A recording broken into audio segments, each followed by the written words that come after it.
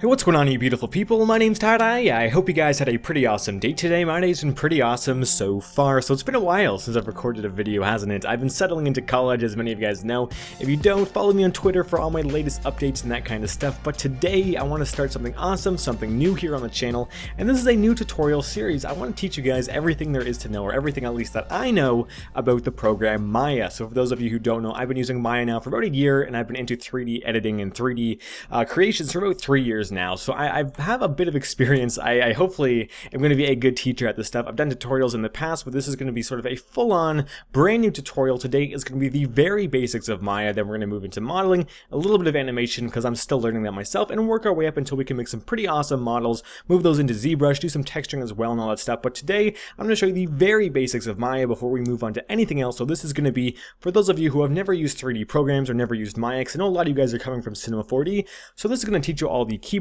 commands that you might need to know right off the bat, what all the buttons up here are doing and what's going on the right and the bottom and all that stuff here. Some of you guys may have been coming from other 3D programs, like I said, from maybe Cinema 4D or Blender or something like that. So this might be very, very review based for a lot of you guys, but this could be brand new for some of you as well. So this is going to be assuming that a lot of you guys don't know what you're doing. So the first thing that you have to know about Maya is this window right here. And before I go any further, some things might be different. So your grid might be a little bit bigger, a bit smaller. You might not have this here. You might have sort of shapes up here as well. Things might be different. This tutorial is going to apply to all the different versions of Maya, but just keep in mind your settings might be a little bit different. So if something's a little bit off, that's why, because my settings are a bit preset to my personal liking, so yours could be a little bit different.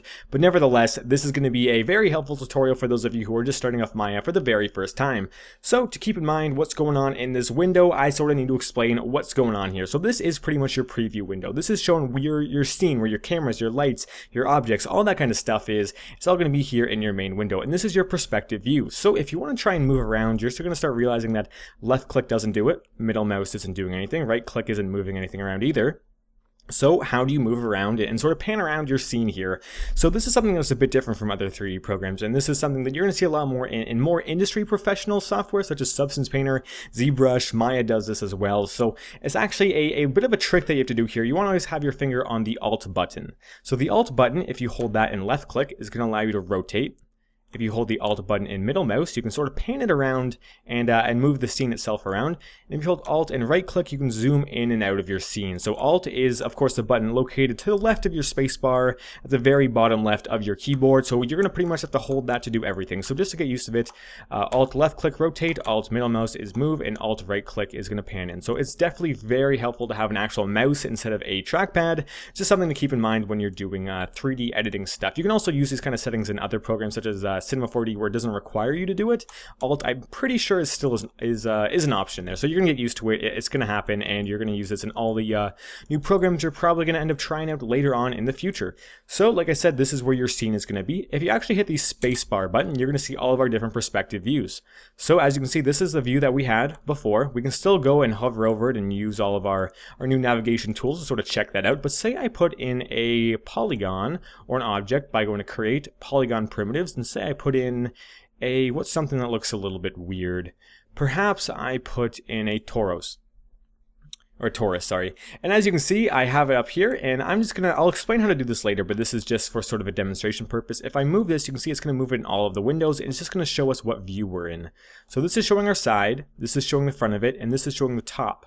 So as you can see, this can be super helpful. Say you want to move and go into one of these just to edit one side. You just put your mouse over your desired location, hit spacebar again, and boom, there you are. So say you want to move on just one axis and edit in one axis, that's how you do it. So spacebar is going to allow you to go between all of your different views, jump into different windows there and edit your stuff. So I'm going to delete that as I explain exactly what is going on up here at the top, the side, the bottom, what's going on there. So at the very top, we have our very, very standard bar of tools. So before I dive into those, as you see, we have a little drop down here of modeling, rigging, animation, FX, rendering, and customize.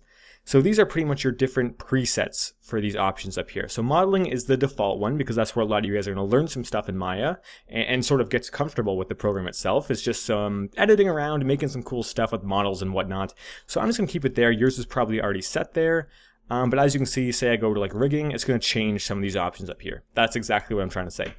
So file is just your default file, save, export, all that stuff. Edit is similar, so deleting things, copying things. A lot of this could be advanced, like delete all by type. I'll get into that a little bit later on. Create is going to be where you create your polygon primitives like I showed you before, and your lights and your cameras and all that stuff. Selecting is just different selection tools. Modifying is a little bit different. You can sort of change your pivot points and stuff you're probably not going to touch for a while. Same with display, probably not going to touch that for a bit unless you want to edit how your actual Maya itself looks. So I don't know if you guys are really into diving into that stuff right away. Window, very similar stuff, except for you can open different windows, such as, say, if you want to edit a texture, you can open up your hyper shader right there. Mesh, this is where we're going to start to get to a bit more of the modeling stuff, because mesh, edit mesh, and mesh are very, very mesh based, as you can tell. Same with mesh display. That's where you're going to be editing your object itself, right? So combine is merging two objects, separate is taking them apart, filling in holes is filling in holes in your mesh, whatnot. Like, you can look through these and you can sort of tell what all of them are. Some things are a little bit more less self-explanatory, such as merge, which is merging vertices together, which we'll get to in a second. Mesh tools, insert edge loops tools, multi-cut tools, we'll get to those in a second as well. Mesh display, this is more or less how your mesh actually looks. So if you want to harden or soften an edge, a good example of that would be, say I have a sphere. And like I said, I'm going to show you how to do all this stuff in a second. I am just going to do this for a demonstration. And let's say I drop these subdivisions way down. So it's pretty low poly, right? As you can see, we can clearly see where the edges are. But say if I select that and go to my soften edge tool, it definitely softens it out quite a bit. So you can only see it around the silhouette. So that's an example of what a mesh display tool will do. And harden takes it right back to where it was.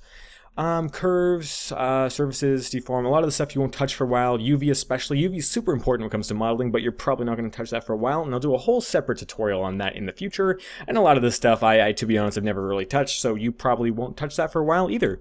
So let's show how I sort of manipulated some of those objects, the very basics of that. So like I said, create polygon primitive is going to open up your polygon primitives.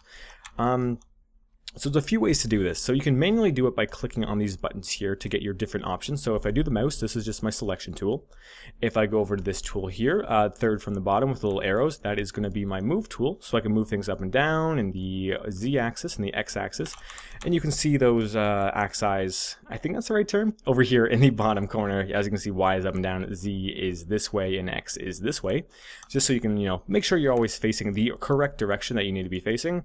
And if you want to scale, you can hit the bottom one there to scale. You can scale things sideways. If you do the middle one, you scale it all together, and so on. That's pretty self-explanatory. But one cool thing is, as you can see, there's squares between two of these. So if you hit the square and drag it that way, it'll do the two axes it's between. So just this way, or say I want it to be like a flat pancake, I can do it just that way. And then the tool between the two is rotate, which is pretty self-explanatory, just rotating objects. If you click on the exact line here, you can do just one direction, or you can freehand it like this. So there's a bunch of cool stuff you can do with that, but before I get too in-depth into that stuff, there are keyboard commands for all this stuff to make it super, super easy. So if you're a League player, this is going to be very awesome for you. The keyboard commands are Q, W, E, R. So Q is going to be your selection tool, W is going to be your move tool, E is going to be your rotate, and R is going to be your scale. They're all right beside each other on the keyboard, so it's pretty easy to remember that. Even if you don't remember which ones are which, you just sort of press and go through, and you'll figure it out. Next thing I want to talk about is manipulating the object itself, not just the object, but the faces, the edges, and the vertices. So right now we're in object mode, so when I move something, it moves the entire object. But say, and I'm just going to scale it up just for a better representation, say I want to move just the vertice on the top. So I would hold right click, and now we have all these new options. I'm not going to touch any of this stuff down here for a while, but say I want to move just the vertex, I can go to vertex mode. And as you can see, we have all these dots that connect the edges. And if I want to select one, just got to click on it. And now I have my move tool on just that vertice. And now I can move that up and down. I can do whatever I want with that. I can do the same thing on the bottom. And now we sort of have a pointy, I don't exactly know what to call that, but a different shape definitely, nevertheless. So you can do that for the edges as well. So I can select an edge and move that out. And this is just for demonstration. Obviously, you'd never probably use this unless you're making a funky looking pine cone. But a cool thing is if you want to sort of select an entire ring, say this ring goes all the way around, if I just double click on this edge, it's going to go all the way around. Similar to if I click on this double click, it's going to go all the way up and around that way. Well, it would if I didn't pull that up. But you get what I'm saying here. So if I double click on one, it's going to select the entire ring. Say I want to select from just here to just here. If I click on this one, hold shift and double click there, it's going to do a line across. And let's say I want to just select a few random ones. If I just hold shift while I'm clicking on them, it'll select multiples of them. And then I can just sort of do whatever I want with those. Similarly, if I click on something I don't want to, so for a better example, I'm going to go into face mode by holding right click and just selecting that. Say I select a bunch of faces by holding shift and clicking around, and I accidentally click this one, and I don't want to do that one. So shift is adding faces, but if you hold control, that's taking away faces. So now I can sort of take away the faces I don't want. As you can see, when I hold control, it has a little minus button, and when I hold shift, it is a plus button. That's just a great way to remember that, and then I can just pull the faces out.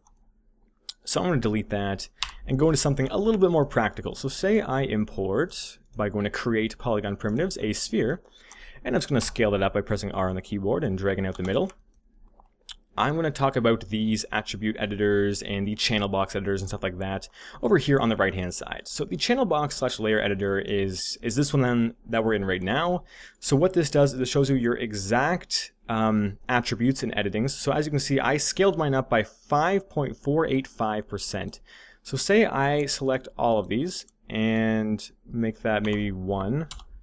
I can scale it back down to the size I originally imported it. If I want it to be twice as big, I can change all of these to maybe 2, because that's going to make it twice as big. And as you can see, I can like move things exactly where I want it to in the translate, and I can rotate it exactly how many degrees I want. If I want to rotate it 180 degrees in the z-axis, I just got to type in 180 in the z-axis, and it is exactly rotated. You can't really tell because it's a sphere and it's perfectly fine, or perfectly rounded, but hey, that's the way it is, and yeah, so perfectly moving things, that's how you do it. If you want to manually do it, you can just physically go into your move tools or your rotation tools and do it that way, but it will always still tell you what you moved it by over here in the channel box editor. So say I want to change the actual geometry of the sphere. So in the channel box / layer editor, I can click on inputs, and then our object is called polysphere. If we want to change that, we can just click this here and type in I typed that wrong. Sphere. So now it just changes the name of it. But anyways, if I go to my inputs and click on that, you see we have these new options here, and we can sort of change how this actually behaves as a 3D object. If I want to change the geometry, I can do it right here. So say, similar to this, I can change my subdivisions in the X and the Y axis. So obviously height is up and down, which is Y, and my axis is going to be X or Z, or whatever you want to call it, for the width. So I can make this, you know, half as complex by changing it to 10 polygons long each, and now we're down to a very unrounded shape. And by going back in, I can change those to 20, and it'll bring it right back up to a very round shape. As you can see, change that in real time. Now, if you want to sort of just do a quick little scrub through to see how it would look, you can select both of these by clicking one, holding shift, and selecting the other, and then with the middle mouse in the scene itself, you can drag left and right and see in real time what it looks like with more or less polygons. So that's pretty cool. It's pretty nifty when you're just trying to sort of plan out your scene, and that's one way to do it. So those are the two editors there in the channel box / layer editor. If we go to the attribute editor, we have very, very similar things, but this is kind of where all of our information is stored. So this is where our texture is stored. This is where all of our transitions are stored. And we actually have this polysphere tab here as well, where we can sort of change these subdivisions with a scrubber over here. And this is pretty much where all of our information is stored. So say I move this here, and then I say grab a face and move that up, and move that face over there. And I just keep doing stuff to this, and I keep adding, say, textures and stuff like that. It's going to start to get really complicated over here in the attribute editor. As you can see, I added a new texture, so it makes a whole new tab for that. And after a while, it doesn't seem like it now, but after a while, you're going to get a ton of different tabs. So what you can do is you can select your object, go to Edit, Delete All by Type, and History. And what that will do is it'll get rid of all the unnecessary tabs and sort of make it a bit easier for you. So that's what that does as well. And another quick thing that I want to cover is this little icon up here, which will actually open up something called the Modeling Toolkit, which I don't know why I couldn't think of that. So this is going to have a lot of your very essential tools when you're modeling, such as your multi-cut, your bevel, your extrude. So a lot of you guys might already know what this is. So say I have my extrude tool here, I select a face, go to extrude, and now I can, like, if I can get the right angle, pull it out to make more polygons. So that's one example of the extrude tool. Bevel is somewhat similar. So if I select this face and do bevel, I can actually bevel that face in. And then maybe if I want to, I can pull that out. Just to have a bit of a beveled face there. So as you can see, there's a lot of cool tools here. One of my favorites is the multi-cut, which is just if I want to cut up some of these polygons to a bit of a different shape. Just click wherever you want to, hit enter, and you have a whole new edge there. If you want to, say, maybe make a ring around it, a whole new ring, if you hold Control and select over an edge, it gives you the option to make a perfect ring wherever you want to cut it, so I can cut all the way around there as well. So you just want to mess around with these tools just to sort of learn it, but this is where a lot of your very awesome modeling tools are going to be, such as your combining tool to combine two objects, because this is one object here, but say I add in a cube, and I want these two to be the same object. I can select them both and do combine, and now they're the same object. So if I want to move one, it's going to move both of them, and similarly I can hit separate, and now they're both one object, or they're both their own object is essentially what I'm trying to say. So this is a lot of cool stuff. You can find a bunch of awesome tools there. There's a lot of stuff to cover here. The bottom, we're just, I guess, moving all the way around, is where you want to do some animation, I guess. I'm not 100% comfortable with animation, so I'm not going to cover that too much. But this is essentially your timeline. So what you can do here is add keyframes and animate things and export those into other programs. So just if you guys are wondering what that is, that's where it all the magic happens for the animation. And I'm just going to delete this stuff. But essentially that's it. That is the very basics, other than some of the stuff up here. So view is essentially where you can set your camera view, and you can sort of jump from window to window like I showed you before, but in a bit more of a manual way if you want to do that. Shading is how you want to change how you actually view your object. So say I bring this guy up, just for a better example, I go to shading and I turn smooth shading all off. Or, for example, let's see, wireframe. Yeah, so now everything's in wireframe mode, essentially.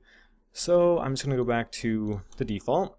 You can find that there, but there's also other ways to get there. I'll also show you. Lighting is, say, if you want to use your selected lights or flat lights or no lights to maybe check if your silhouette is good. You can do all that there. I'm just going to use the default lighting. And then you have your rendering tools and all that kind of stuff. But if you're just opening up Maya for the first time, you won't have a lot of extra things to mess around with that kind of stuff. As for these buttons over here, a lot of this you probably won't touch, but you can find your wireframe mode just by clicking this here. Then your filled in mode. And then if you have a texture, you can click that there and it'll show you texture. If you do like wireframe mode, but you also kind of like seeing your geometry yourself, this little icon here will allow you to do both at the same time, which is super helpful at times. You do have other options here. A very, very helpful one is, say I have a bunch of spheres and I'm just going to duplicate them by hitting Control D, and then I'm just going to move it somewhere else. So I'm just moving a bunch of spheres. Say I just want to edit on this sphere itself. So if I have that selected and I hit this little icon up here, it's just going to isolate this sphere on its own. I can do all my editing on it. I can, I don't know, grab an edge, pull it out, do some super cool editing. And then when I'm done and I want to see everything, I can click this again and they are all back. This also works if I want to select multiple things, or even if I just want to select certain faces, it's going to work all the same. So anyways, that is pretty much the entire UI of Maya itself. Hopefully you guys learned something pretty cool in this video. If you did, I'd love to hear what's new, what's exciting. If you have any requests for tutorials, make sure to leave them in the comments down below. I'm going to be doing a modeling tutorial pretty soon where I go more in depth as to some cooler techniques when it comes to modeling. This is more or less just getting you used to Maya and what it is. I'd love for you guys to experiment with some new stuff before the next tutorial though. But anyways guys, hopefully you really enjoyed this video. A like, a comment, and a subscription would be absolutely amazing guys. But once again, my name has been Tie-Dye. Hopefully you enjoyed the video, and I will catch you in the next one. See ya.